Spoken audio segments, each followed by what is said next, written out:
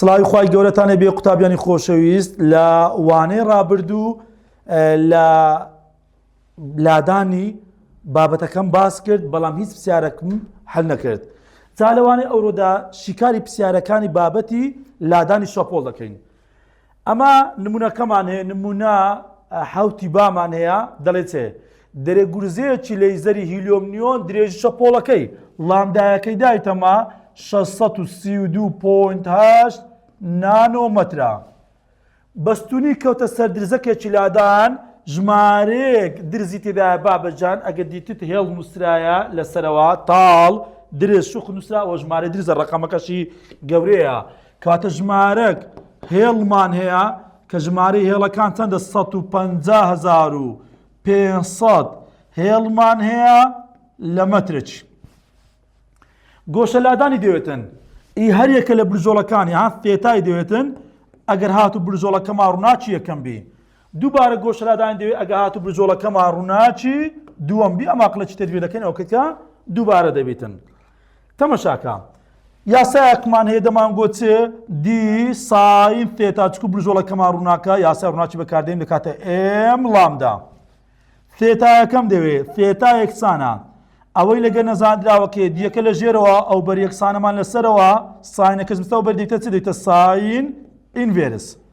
کاتە فێتا یەکسانە بە ساین ئینڤێرسی ساینڤێرسی ئێمەکەمان یەکە لامدایەکەمان 632.8 632.8 بەڵام نانۆیە نانۆیەکەی لا دەبم جاران توان ناقس نۆی دەکەم دی لە پێشووتریش لە بەندی پێشتری پرسیامە بە شێوازادەکەی بەڵام لێ دیەکە دووری نێوان دوو درزەکەی دەدایمە بەڵام لێ کوانە لە باتی دووری نێوان دوو درز ژمارەی درزی دەداتەمە حازری دەکەین چکو پەیوەندیمانەیە دی دەکاتە یەک لەسەر ژمارەی درز دەکاتە یەک لەسەر 150,500 ئەو کاتی دیەکەمان دەکاتە چەند دەکاتە 6.6 جارانی دەتوان ناقس 6 متر. ئەوە دیم ئامادە کرد 6.6 جاران دەتوان ناقس 6 کەوانی لە بۆ دەکەم بابەجان ئەوەی بکە ڕقەمەک یەکەم جاکە بیکە ژمارە ئەو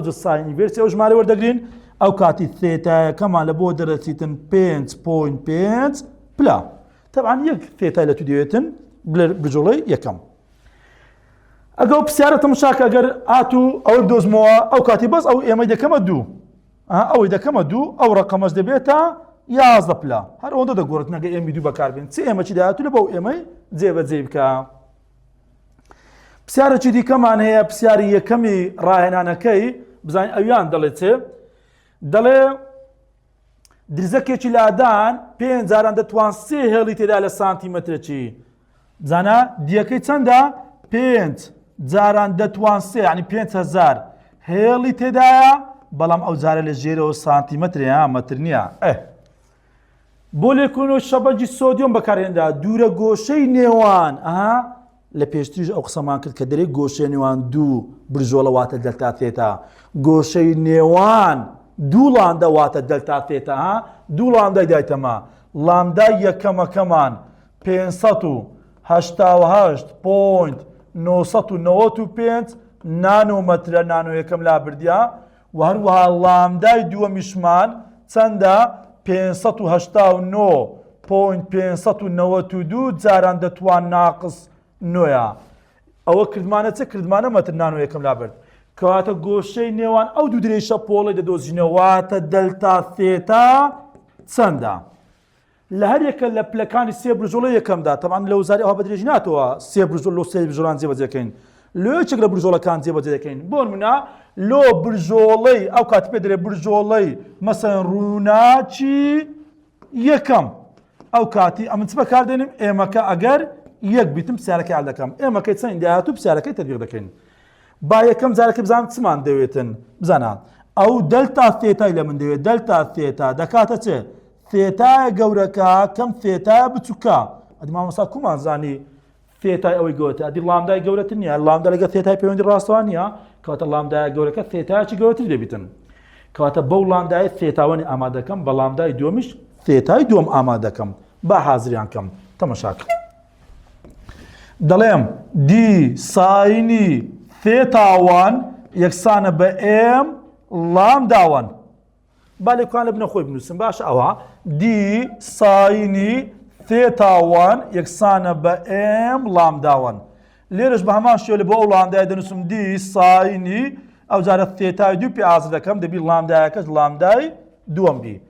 ئەگەر پێی ثێتای وەنی بنووسم دەکاتە چێ؟ دەکاتە ساین ئینڤێرسی ئێم لامداوان لەسەر دی. دادەنێمەوە دەکاتە ساین ئینڤێرسی ئێمەکەمان ڕووناچی پلەیەکە لامدایەکەمان لامدایەکەم 588.995 جاران دەتوان ناقس 9. دابەشی دیم ئامادە نییە نارێم نیتم.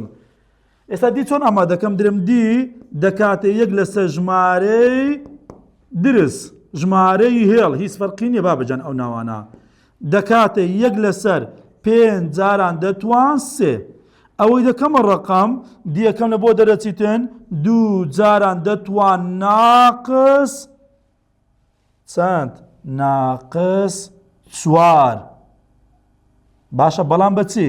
سانتیمەتر. مامۆستا کوم زانی سانتیمەترە لەبەر ئەوەی ئەوە سانتیمەترە ئەوە سانتیمەترە ئەوە چێ نووسیتی دی؟ ئەوە ژمارەی درزە بابەجان ئەوە ژمارەی درزە باشە کورە چێ نووسیتە لە خۆم نووسیتم کەواتە ئەها ژمارەی درزەکانمان هەیە بە ژمارە درزەکان دیەکەی ئازەکە لەبەرەوەی ژمارە درزەکان هێڵ لەسەر سانتیمەتر کەواتە دیەکەم بە سانتیمەتر چوو. ئەماش پێر بوونێ لابردن لێکدانە بیکەمە مەتر چکو دیەکە دەی بە مەتر بی جارانی دەتوان ناقس 2 دەکەم سانتیمەکەی لا بەم جاران توان ناقس 2 دی دەکاتە 2 جاران دەتوان ناقس 6 مەتر. ئەوە دیەکەم ئازر کرد. جاری وا لە وزاری ئەوها ژمارە درزەکانی دادرێ ئایا دووری نێوان دوو درزێک دوایەک چەندە؟ تەنها ئەوەن دەهاتەوە جاری وایە لە وزاری ینی ئاسانکاری. ئێستا کەوەمان چەند بوو؟ 2 جاران دەتوان ناقس 6 بوو. ئەهان دیسان ئەوەی دەکەمە ڕقم و ساین ئینڤێرسی وەردەگرم ثێتای وەنەکەم دەکاتە 17.13 پلا. ئەوە ثێتای وەنم ئازر کرد.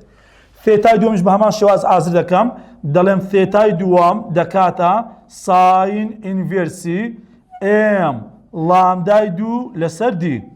ئێم ساین ئینڤێرسی ئێمەکە یەکە لامدای دووەممان چەند بوو؟ 589.592 جاران دەتوان ناقس 9. و هەروەها دیەکەشم ئازر کرد 2 جاران دەتوان ناقس 6. ئەوە 2 جاران دەتوان ناقس 6 دووبارە دەکەمەوە ئەوەی دەکەی ژمارە ئینجا ساین ئینڤێرسی ئەو ژمارە وەردەگری ثێتای دووەممان لە بۆ دەرەچیتن 17.15 پلا. ئێستا کەم دەلتا ثێتا یعنی چێ؟ یعنی ثێتای گەورەکە 17.15 کەم 17.13 کە ثێتای وەن بوو ئەوە دوورە گۆشەی نێوان ئەو دوو درێژە پۆڵە دەکاتە لە 102 پلا. پرسیارەکی جوانە تەرکیزی بخەسەرێ. دووبارەیە دەمێشتی جیاواز باس بکەم. بزانە پرسیاری سێ درزەکێکی لادان 1555 تاڵ یەکسەر کەوشەی تاڵ هات ئەوە واتە ژمارەی تاڵەکانە ژمارە درزەکانە. ژمارەی درزمان هەیە دەکاتە 1555 تاڵ لەسەر سانتیمەتر. ڕووناکرایە بە درێژی شەپۆڵێک لامدایەکمان هەیە 565 نانۆمەترە. گەورەترین پلەی برژۆڵە چەندە؟ پلەی برژۆڵەی دەوێتن ئێم چەندە؟ بەفکردما بوو لە بەندی هەفتی یەک تێبینێک منووسی گوتم هەر کاتە گوتی گەورەترین پلەی برژۆڵە یاخود زۆرترین دووری نێوان دوو درز دەبی ثێتایەکەنەوە بی. ئێستا لێکوانە کە گەورەترین وشەی گەورەترین پلەی برژۆڵیدایە کەواتە یەکسەرەی بزانێت ثێتایەکە 90 پلەیە. هەر ئاماژەش پێکرێت دەرێت ثێتایەکە ساین ثێتا نابلێکی زیاتر بی هیچی گۆچەکی یەکە ئی 90 یەکە. بزانە بە ئاسانی هەژماری دەکەم چۆن ئامادە دەکەم تەمەشاکە. دەڵێم چێ؟ دەڵێم دی ساین ثێتا یەکسانە بە ئێم لامدا. داواکراوەکە چییە؟ پلەی برژۆڵەکەی ئێم لامدایەکە لە ژێرەوە دی ساین ثێتا لەسەرەوە. خۆ دەکرێت لە جاتی ئەو دی ساین ثێتای جیاوازی لە ڕۆیدا بەئاگادار بە بە دی ساین ثێتای پێکەوە دەڵێن جیاوازی ڕێڕەو.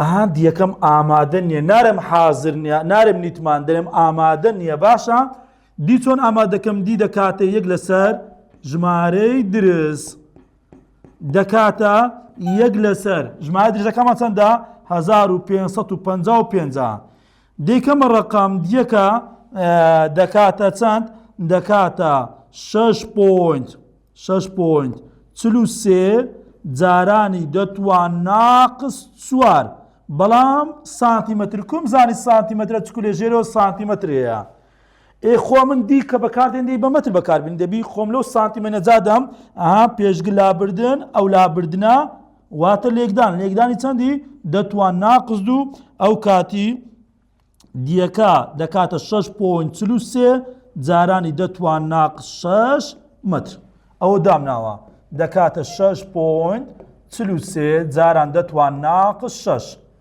ساینی گۆتمان دەرێ گەورەترین پێبژۆ دەیبزانین گۆشەکە نەوەتە لامدایە کەشمان 465 عفوا 565 نانوەکەی لابم دەتوان ناقص 9 بیکەم مەتر ئەوە لامداشم دانەوە 565 جاران دەتوان ناقص 9 ئێستا کە پلەی برژۆڵەکەمان لە بۆ دەرەچیتن 11 بابەجان پلەی برژۆڵە بەیەکێ دەبی ژمارەی تەواویش بی ئەوزە تو دەبی نزیکردنەوەی بزانین مەسەرەن ئەگەلۆ پرسیارەی 10.7 ئەو لە 11 نزیکە یان 11.1 لە 11 نزیکە نزیکردنەوە لە پۆلی دەمان خوند ئەگە لە 5 وە زیاتریش بی و 5 و زیاتر لە 5 دەبیتە ژمارەوە پاشە خۆی بەڵام لە 5 کەمتر ئەوە دەبیتە ژمارە بچووکەکە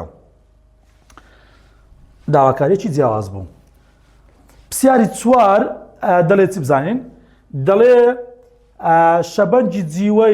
شەبەنجی جیوەی درێژی شەپۆڵێکی دایتەما لامدەیەکمان هەیە 546.1 بەڵام بە چییە بە نانوەیەکەم لابردێ جانتوان ناقص 9 کردی ئەو لامدا بەکارهێنا لە دزەکێکی لادان بەمەش گۆشە لادانی ڕووناچی پلێک یعنی ئێمەکەمان یەکە گۆشە لادانەکەمان چەندە ثێتایەکە 21.2 پلەیە ژمارەی درزەکان چەندە ژمارەی درزەکانی دەوێ چەندە ژمارەی درز یعنی چێ یعنی ژمارەی درزمان دەوێت چەندە چی یاسایەکمان هەیە ژمارە درزی دابی ئەو یاسایەمان هەبوو دەمان گۆدی دەکاتە یەک لەسەر ژمارەی درز ئەدی ئەم ژمارەی درزم دەوێت ژمارەی درز دەکاتە یەک لەسەر دی کەواتە دەبی ئەمندیەکەی هەژمارکەمە تا ژمارەی درز دۆزمەوە ئەو داتانەی کە دایتم لامدام هەیە ئێمەم هەیە ثێتام هەیە توانم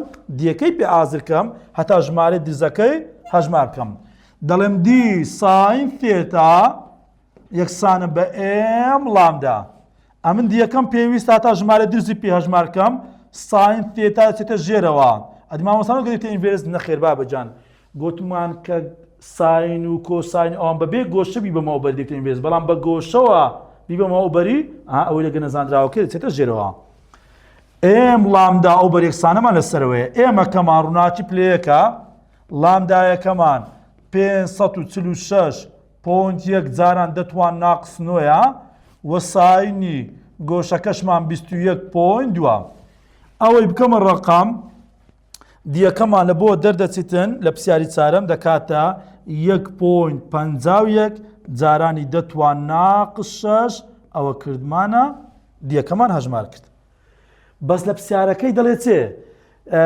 دەڵێ ژمارەی درزەکان بدۆزەرەوە لە چێ لە سانتیمەترێکدا لە سانتیمەترێکی بیدۆزەوە باشە ئێستا کە ئەمن ئەوە بە مەترە دەبی یەکەم جارەکە هەتا ژمارە درزەکان لەبەرەوەی بە سانتیمەتر دەوێتن ئەمن دەبی ئەو دی بکەمە سانتیمەتر ئەدی مامۆستا لە وزاری کوبزاندا خۆ بە سانتیمەتر دییان بە مەتر دەوێت ئەو لە هەڵبژاردنەکان تەمەشاکە ئەگە ژمارە درزەکان کە دۆزیتەوە نووسرابوو درز لەسە مەتر واتە بە مەتر دەوێت بەڵام کە نووسرابوو درز لەسە سانتیمەتر واتە بە سانتیمەتر دەوێت توش پێش ئەوەی دانێەوە بڕۆ دیەکەی بکە سانتیمەتر پێشگر زیادکردن دابەشکردنە باشە دابەشی چێ دەکەم ناقص 2 ئەو کات دەکاتە چەند دەکاتە 1.51 جارانی دەتوان ناقص 4 ئەوە کردمانە چ سانتیمەتر ئێستا دێمدا دەنێمەوە 1 دابەشی 1.51 جاران دەتوان ناقص 4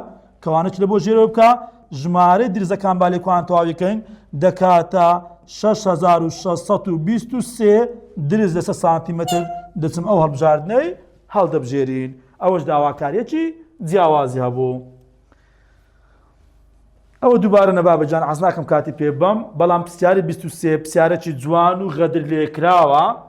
غەدر لێکراوە واتە تاوەکو ئەو کاتەی کە 2026 هاتە ئێستا نهاتەوە پرسیاریان. بزانین دەڵێت دەڵێ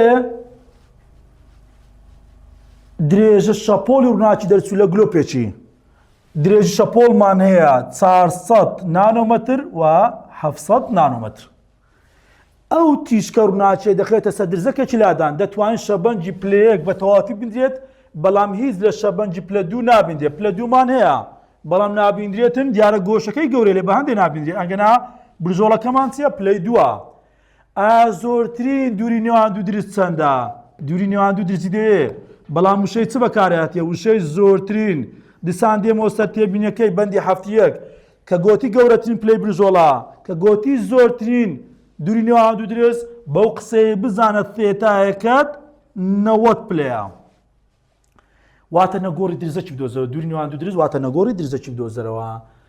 ئەماش ئەو لامدانەی دایتە مێستاکە کو بزانم کامیان بەکاردێتن. تەمەشاکە بابەجان. دەڵێم چێ؟ دەڵێم دی ساین ثێتا یەکسانە بە ئێم لامدا.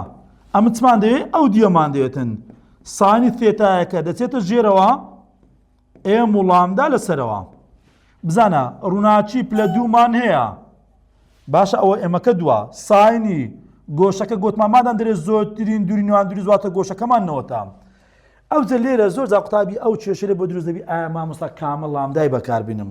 باشە ئەمەش دەرم کاکە ئەو پەیوەندیە بە پێی لامدای بنووسە. ئەو پەیوەندیە بە پێی لامدای بنووسین. بە پێی یان ئێمی بنووسین. ئێم دەکاتە چێ؟ دەکاتە لامدایەکە لەگەرەوی لە ژێرەوە دی ساین ثێتا لەسەرەوە. باشە ئەم لۆ ئێمەکەی دووەکەم بەکارهێنا، لۆ یەکەم بەکارهێنا، ئەدینارێ زۆرترین دووری نێوان دوو درێژ دەبی ثێتا 90 بی، کە ثێتا 90 بی دەبی زۆرترین پلەی برژۆڵەش بەکاربینم. زۆرترین پلەی برژۆڵەکەمان چەندە؟ دووە. کەواتە بە ناچاری دووەکەم بەکارهێنا. کەواتە ئێمەکە لەگەڵ لامدایەکەی چۆنە؟ لەگەڵ لامدایەکەی پێچۆنە. مادام ئێمە گەورەکەم بەکارهێنا دەبی لامدا کورتەکەی بەکاربینم. کورتەکە لامدایە کورتەکە. لامدایە کورتەکە کامیان کورترە؟ 400 نانۆمەتر. کەواتە ئەو لامدایە بەکاردێنین. کەواتە لامدایەکەمان دەکاتە 400 نانۆیەکەش دا بەم جاران دەتوان ناقس نۆیە کردمانە مەتر. جارانی 400 جاران دەتوان ناقس نۆ. ئەوەی دەکەمە ڕقم دیەکەمان لە بۆ دەرەچیتن 8 جاران دەتوان ناقس 7 مەتر. ئەوە نەگۆڕی درزەکەمان دۆزیوە. ئەوە هەموو ئەو بابەتانە بوو و ئەو پرسیارانە بوو کە لە بەندی هەفتی دوو لادان هەمان بوو. ئینشاڵڵا لەوانەی داهاتوو باسی بابەتی لەیزەری دەکەین، کۆتا بابەتی بەشی هەفتەمان دەبێتن.